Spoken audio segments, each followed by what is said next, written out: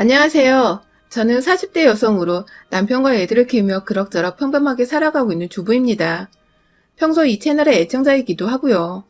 제가 시집살이 고부관계 등이 그닥 좋은 편이 되지 못해서 늘 이 채널을 통해 남들은 어떻게 행동하고 사는지 많이 엿보며 살았었는데, 이번엔 제가 저같이 채널을 시청하고 계실 분들을 위해 제 일화를 들려드리며 조언을 드릴 차례인 것 같네요.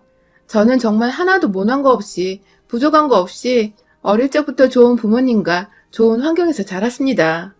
저희 부모님 두 분 모두 지금의 저와 남편처럼 그냥 평범한 회사를 다니는 직장인이었고 주부였는데, 서울에서 나고 자란 저희 할아버지가 사셨던 땅이 금싸라기가 되며 땅값으로 돈을 많이 벌었고, 그 돈을 다 6자식에게 나눠주셨는데도 한 사람당 받게 된 유산이 제법 많아서 고모들과 아빠 그리고 삼촌들까지 모두 부유하게 살 수 있었죠.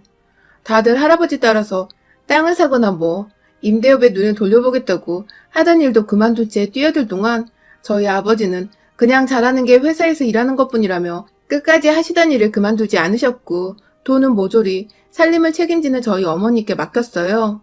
그런데 이 무슨 럭키한 일인지 아버지는 아버지대로 성실하게 다니던 회사에서 일이 잘 풀려 승진도 잘하셨고, 그런 남편을 보며 내조할 맛이 나는지 어머님도 어머님대로 있던 돈으로 작은 주택부터 시작해 사고 파는 임대업에 고모 따라 뛰어드셔서는 돈을 많이도 저축할 수 있었죠. 원래부터 부유했던 편이었는데 덩달아 더 친척들까지 다 경제적인 여유가 생기는 바람에 저의 돈에 대한 개념은 정말 안드로메다로 향해버렸죠. 그냥 아끼지 않아도 척척 더 쓰라고 돈을 내어주시는 부모님이 계셨기 때문에 돈에 대한 걱정을 따로 해본 적이 없었던 것 같아요. 다행인 건 부모님이 망나니처럼 살다가 재산을 상속받은 것도 아니었고, 모두가 제자리에서 제 역할을 열심히 하시면서 자연스레 재산을 모으셨던 것이어서 그런지 다행히 전 돈에 대한 개념만 없을 뿐 제 일은 무조건 열심히 해야 하는 거라는 배움을 얻었죠. 자기 일에 최선을 다하고 열심히 살다 보면 가진 돈을 누릴 자격이 더 있다는 생각을 하곤 했어요. 그런데 이 제 사상이 좀 이상한 방향으로 가닥을 잡았어요. 제 꿈이 현모양처였거든요. 그 당시에는 왜 그렇게 생각했는지 모르겠지만 전 좋은 남편감을 열심히 찾아서 결혼을 하고 열심히 내조하는 게 제가 제 일에 최선을 다하고 잘 사는 것이라고 생각을 했어요. 내조를 잘하는 현모양처라면 어머니처럼 돈을 쓰고 굴리는 자격을 누릴 수 있지 않을까 싶었던 것이죠. 그리고 이러한 제 꿈은 대학에 가서야 조금씩 실행이 되었습니다. 꿈이 현모양처니 하고 싶은 공부나 직업이 딱히 없었고, 그래서 고민 없이 가장 안정적으로 입학이 가능했던 대학의 과를 선택했어요. 그렇게 입학을 하고 나서 지금의 남편을 처음 만났죠. 남편은 저보다 3살 위에 같은 학과 선배였습니다. 군대를 갔다 막 돌아온 소위 말해 촌티가 팍팍 나는 복학생이었죠. 여중 여고를 나오며 남자들과 한 공간에서 수업을 들어본 적이 까마득했었던 저는 대학 생활이 그저 신기하고 다 재밌었어요. 명문대까지는 아니더라도 나름 괜찮은 대학이었기 때문에 여기서 그냥 남편 될 사람 하나를 골라서 평생을 현모양처로 살면 되겠다 싶었죠. 그중 남편은 제가 가장 먼저 찜해놓았던 남자였어요.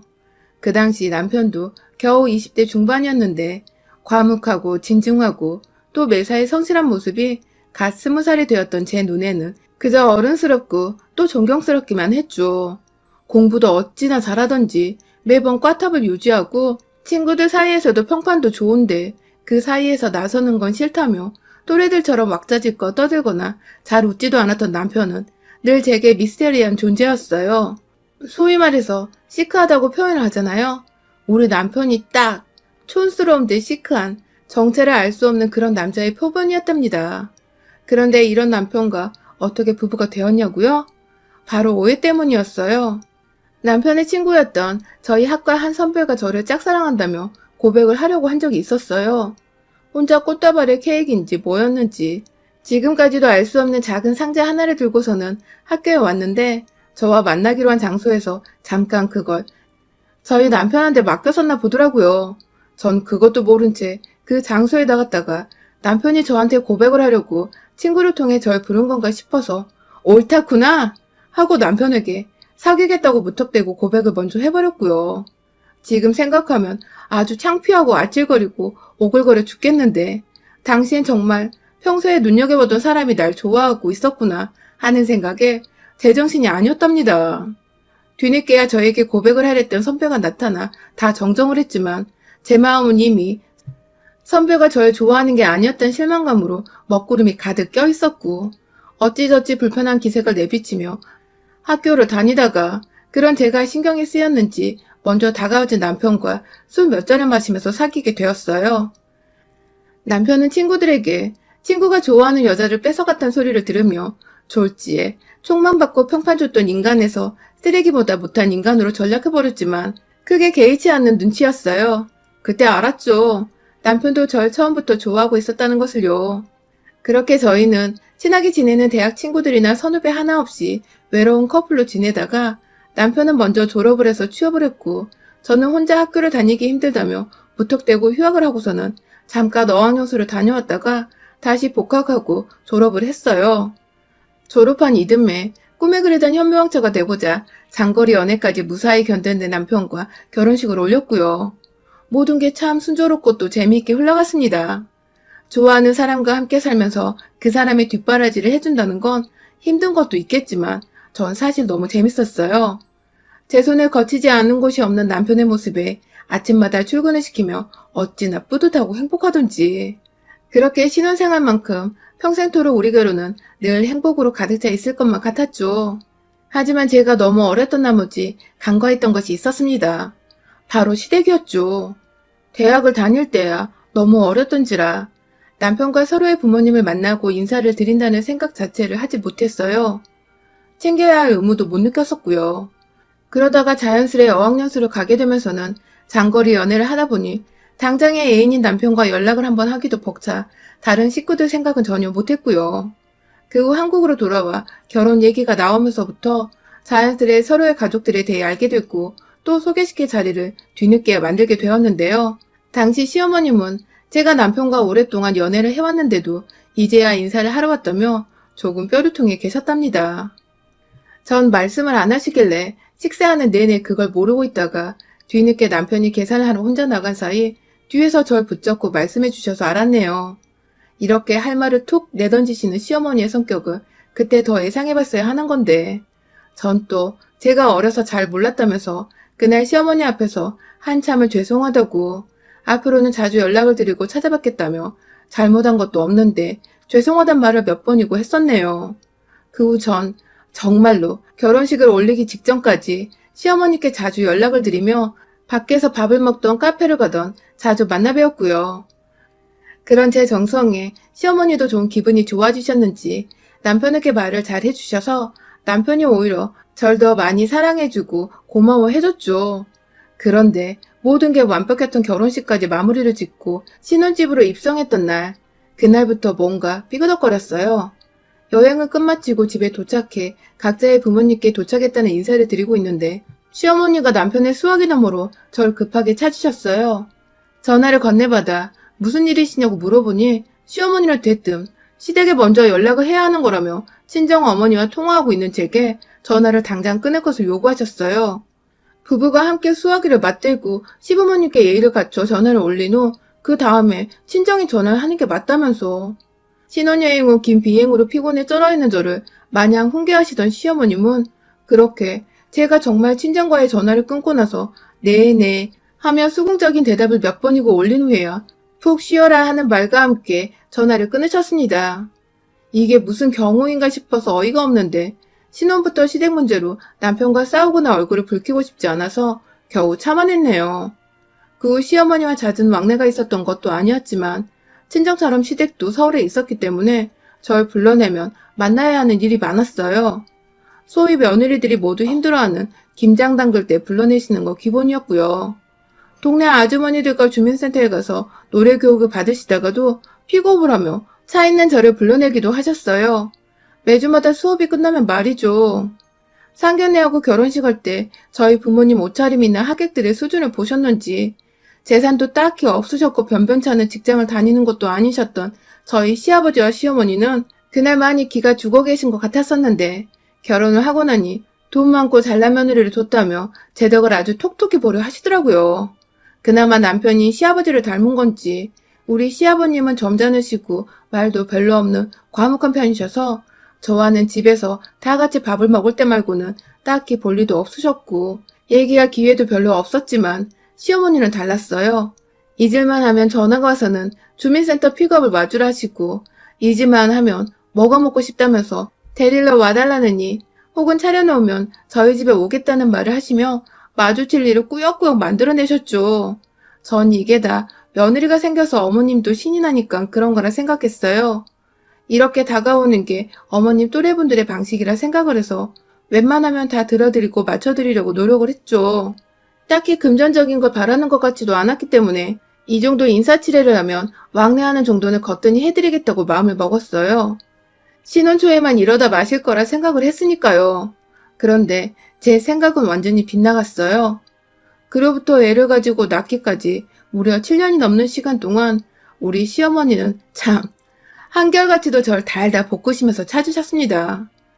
저희 집이 시댁과 아무리 차를 타고 가도 최소 30분 정도는 걸리는 거리인데 시어머니는 그런 수고와 노력은 생각은 안 하시는지 가까운데 바쁜 척하지 말라는 말과 함께 절 불러내신다든지 저희 집에 오고 싶은데 차가 마땅치 않으니 데리러 오라며 제가 왕복으로 시댁에 갔다가 어머님을 모시고 다시 저희 집으로 오는 등 불필요한 시간 소모를 많이 하게 만드셨죠. 제가 결혼은 빨리 했지만 임신은 좀 늦게 한 편인데요. 겨우 얻은 아이라 시어머니도 조심스러웠는지 임신했을 때에는 전처럼 잘 불러내시진 않으셨지만 무턱대고 저희 집에 찾아오셔서 제가 잘 먹지도 않은 반찬거리들을 만들어 오신다든지 그러다 남편도 저도 아무도 그 반찬을 먹지 않고 남겨두면 시어머니 정성 무시하는 거냐며 남편까지 불러내 저희 앞에서 만들어 온 건 제때제때 해치워 놓으라고 잔소리를 하기도 하셨습니다. 안 만들면 시간도 절약되고 저희는 억지로 안 먹어도 되고 좋은데 시어머니는 굳이 저와 남편이 사는 모습을 보고 싶다는 이유로 집에 일거리들을 만들어 오곤 하셨죠. 점점 그런 시어머니의 막무가내 행동들이 제 힘에 붙였지만 전 또 저대로 그것마저 아들을 향한 사랑이시겠지 하며 최대한 좋게 생각해보려 했습니다. 안 그럼 싸우고 완전히 등지고 사는 방법밖에 없었으니까요. 그러다가 남편이 회사 발령이 나는 바람에 경남 지방으로 내려가게 되었습니다. 남편 혼자 보낼 수가 없어서 저도 아이 데리고 서울을 떠나기로 결심을 했죠. 그렇게 얼떨결에 저희 가족은 거의 10년을 나고 자란 서울을 떠나 지방에서 거주하게 되었어요. 그간 시어머니와도 당연히 왕래는 있었습니다. 명절이면 어김없이 저희가 서울로 올라가 부모님께 인사를 드렸었죠. 하지만 그것 말고는 시어머니도 거리가 부담스러우셨는지 절대 먼저 저희 집에 찾아오신 적이 없었습니다. 그렇다 보니 그 10년이란 시간 동안은 제게 오히려 자유스러웠고 또 편안히 제 가족들에게만 몰두할 수 있는 시간이었어요. 그 사이 둘째 아이가 또 생겨났고 그래서 친정엄마의 손길이 필요해 잠시 서울 친정집에 머무르기도 했었는데 이상하게 시어머니는 제가 친정에 있다고 하니 손주 보러 오는 것도 불편해하시고 그냥 잘 지내다가 집으로 돌아가란 말만 남기시더라고요. 그렇게 지방에 내려가면 한동안은 어머님이 아이를 못 보실 테니 조금이라도 보시라고 몇 번이고 친정에 오셔도 된다는 말을 전했는데 끝까지 거절하신 우리 시어머니. 그 후로도 굳이 먼저 보고 싶다는 말씀을 안 하시길래 전 저대로 시어머니 생각을 해서 지방으로 다시 내려가기 전에 아이를 데리고 시댁에 한번 들렸습니다. 그런 저와 아이를 보며 무지하게 반가워하시던 시어머니를 보니 저도 마음이 편안했고요. 그러다가 한 3시간 정도 후 곧장 KTX를 타고 지방으로 내려가야 해서 내려가려는데 시어머니가 나서는 제 뒤에서 뜬금없이 그러시더라고요. 인정머리 없는 년이라고요. 처음엔 잘못 들었나 싶어서 뒤돌아 물으니 썩 꺼지라는 말과 함께 홀로 안방으로 들어가셨어요. 옆에서 같이 당황해하던 시아버지는 애써 무시하란 말로 애두르며 절 황급히 밖으로 내보내셨고요. 기차 시간에 쫓겨 어쩔 수 없이 그냥 시댁을 나오긴 했지만 한 달 내내 기분이 나쁘고 찝찝한 마음을 지울 수가 없었어요. 그렇다고 먼 지방에서 서울로 굳이 전화를 걸어 수하게 되고 어른한테 따질 수도 없는 노릇이고 자연스레 저도 육아를 하느라 바쁘다며 그 일을 잊게 되었고 다음에 명절에는 또 아무렇지 않게 저를 대하시길래 어머님도 잊으신 줄 알고 저도 머릿속에서 지워버렸습니다. 그러다 올해 저희가 다시 서울로 올라오게 되었어요. 지방에 한번 내려갔다 3, 4년 후엔 다시 서울로 올 줄 알았는데 자꾸만 서울 발령이 다시 미뤄지고 기다리다 거의 10년이 지나고 나니 저희도 마냥 이렇게 살 수 없겠더라고요. 저보다도 아이들 교육을 생각해서 더 많이 고민했던 남편은 결국 일을 그만두기로 결심했고, 마침 중소기업을 운영하고 있던 친구가 서울에 있어서 그 회사로 이직을 하게 되었습니다. 월급이 줄어드는 경제적인 부분은 제가 친정으로부터 받을 재산이 있기 때문에 먼저 남편에게 걱정하지 말라며 오히려 남편이 직장을 그만두는 것에 찬성을 했어요. 그렇게 홀가분하게 지방회사의 모든 삶을 끝마치고 다시 서울로 올라온 그날, 그간 전세를 주고 있어서 다른 사람이 살고 있었던 저희 집을 새로 싹 인테리어 시공을 하기로 했죠. 그래서 저희 가족들은 모두 평수가 보다 넓은 친정집에 들어가서 임시적으로 살게 되었고, 저는 시공 중인 집을 왔다 갔다 하면서 전반적인 이사관리를 하게 되었어요. 남편은 퇴근 후에야 잠깐 이 집에 와서 같이 공사가 된 집을 보다가 함께 저와 친정집으로 가곤 했고요. 아이들 학교 전학시키고 다시 집수리하고 꾸미는 데까지 신경 쓸 것들이 정말 너무 많더라고요. 이걸 다 몇 주 사이에 빠르게 끝낼 수 있을까 싶어서 저는 아이들 학교 보내놓고 나면 방과 후까지는 친정 엄마한테 맡기고 온전히 집수리만 신경을 썼는데, 며칠 전 시어머니께서 찾아오셨습니다. 저한테 미리 말씀도 없으셨는데 제가 여기 공사 관리를 하고 있다는 소리를 남편한테서 들었는지 제가 있는 걸 알고 오셨더라고요. 오셔봤자 죄다 공사판이라 마땅히 앉을 자리도 없는데, 옆에 오셔서 팔짱을 끼시고는 집을 둘러보시던 어머님은 그렇게 반나절 내내 남편이 퇴근하고 집에 올 때까지 내내 제 옆에서 제대로 궁시렁거리고 제 기분을 더럽힌 채 서성이셨습니다. 그냥 제가 서울 올라와서 곧장 인사를 드리지도 않은 채 친정으로 들어가기 때문에 화가 나서 그걸 표현 중이시란 생각이 번쩍 들더군요. 우리 시어머님은 그러고도 남는 분이시니까요. 저도 저 나름대로 바쁘다고 못 찾아뵌 건 잘못이었으니 눈치가 보였습니다. 제 딴에는 남편이 친정에서 눈치 보며 살지 않을까 싶어 하루라도 빨리 이 집으로 들어오고자 공사에만 집중을 했던 것인데, 시어머니 입장에서는 섭섭하실 수 있었으니까요. 막 억지로 구석에 자리를 만들어 시어머니를 앉히고 중간중간 음료수도 사다 드리고 점심도 챙겨드렸습니다. 하지만 시어머니는 처음에 가만히 계시더니 점점 제가 잘해드리고 비율을 맞춰드리려 하자 그게 또 익숙해진 건지 말이 많아지셨어요. 제가 살 집에 제가 선택한 인테리어 벽지를 보고 색이 고닥다리라며 궁시렁거리질 않나.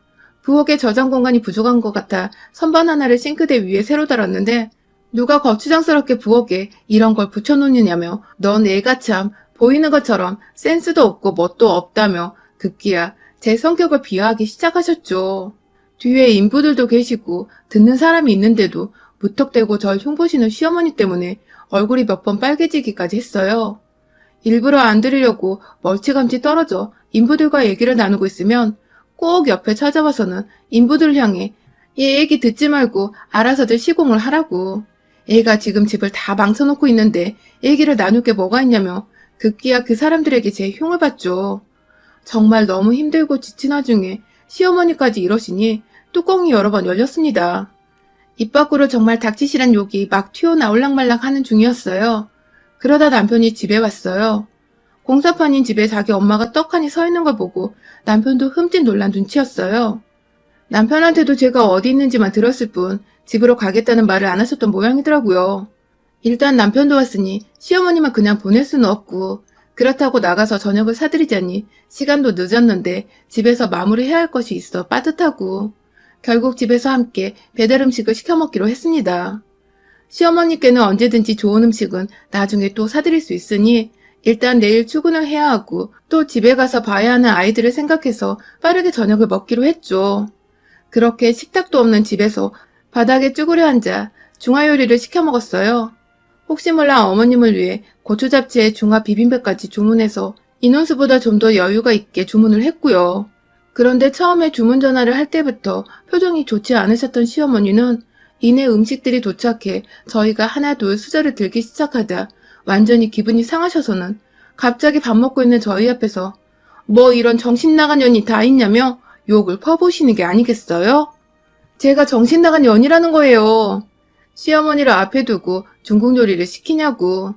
식탁도 없이 바닥에 쭈그려 앉아 먹게 하냐며 막 따지고 욕을 퍼부으시다가 결국 이건 너나 먹으라며 앞에 있던 볶음밥을 엎으셨어요. 하루 종일 서서 일하다가 시어머니까지 상대하려니 정말 미쳐버리겠더라고요. 누가 오라고 한 것도 아니고 이렇게 힘들고 휴식을 취할 것도 제대로 없는 거라니까 안 불렀던 건데 제멋대로 와서는 하다 그냥 보내드리기 죄송해 저녁을 사드리니 음식 투정까지 하고 앉아있는 우리 시어머니. 눈앞이 까마득해질 때 남편이 그런 시어머니를 향해 그만 좀 땡깡을 부리시라고 한마디를 거뒀고 그러자 시어머니는 더 불같이 화를 내며 마기를 갈기 시작했어요. 며느리 하나 때문에 아들놈도 이렇게 변한 것 같다며. 태생이 말수가 없고 진중한 사람이었는데 갑자기 그걸 며느리 탓을 하는 시어머니. 저한테 손가락질하며 네가 나를 우습게 알아서 생긴 일이니 네가 책임지라고 아들을 물어내고 급기야 이혼해서 내 집안에서 나가라며 쌍욕을 퍼붓는데 캬. 저도 해탈을 했는지 헛웃음이 나오더라고요. 그런 저를 향해 몇 번 손으로 제 어깨를 치는 시어머니께 앞에 놓여진 시어머니 드리려고 일부러 산 그 고추 잡채를 확 엎어버렸습니다. 하마터면 그릇채로 시어머니를 때릴 뻔한 걸 겨우. 그릇은 제 손으로 막았지만 그 사이 흘러내려 난리난 양장피 재료들로 뒤범벅이 된 시어머니는 음식에 든 특유의 겨자 소스 때문인지 여기저기 다 따갑다며 남편을 붙잡고 막 울먹이기 시작하셨어요. 이 상황에 그저 놀란 남편은 입을 떡하니 벌린 채 충격을 받은 표정으로 입에 자장면을 문 채 앉아있었고 전 그런 시어머니를 일으켜 세워 화장실로 들어가서는 샤워 수화기를 대고 시어머니한테 또 한 번 확 뿌려버렸답니다. 어머니, 겨자소스 식히는 중이니 참으세요? 하면서 확 물세례를 퍼부으니 이걸 싫다 할 수도 없고 그렇다고 겨자소스를 그대로 묻힌 채 있을 수도 없던 시어머니는 가만히 얌전한 강아지 마냥 서서 제 손에 몸을 의지하고 계시더군요. 그렇게 그날 시어머니는 반정신이 나간 채로 한마디를 더 하지 않으셨고 젖은 옷이 걱정된다는 남편의 도움을 받곤 시댁으로 무사히 가셨답니다. 저는 그런 시어머니께 냄새나서 같이 못 있겠다며 혼자 택시 타고 집으로 먼저 돌아왔고요. 나중에 남편을 통해 들어보니 시어머니는 가는 길에도 아들과 단 한마디를 안 나누셨대요. 집에 도착해서는 곧장 샤워를 하시고는 침대에 들어 누우셨다고 합니다. 그러게 그렇게 충격받을 거 좀 며느리한테 살갑고 친절하게 대하셨으면 그런 험한 꼴은 안 보셨을 텐데 왜 자꾸 안 해도 될 말은 해가며 귀한 집에서 쓴소리 한 번 안 듣고 자란 저한테 성질을 건드려서는 저도 몰랐던 저의 공격성을 확 끄집어내신 건지. 우리 시어머니 충격을 받으신 만큼 앞으로도 한동안은 좀 조심하시며 며느리와는 둘 수 있는 거리를 최대한 두고서 멀찌감치 떨어져 사시기를 진심으로 건강을 생각하며 조언드립니다. 여러분의 생각은 댓글로 남겨주세요. 오늘도 시청해주셔서 정말 감사합니다.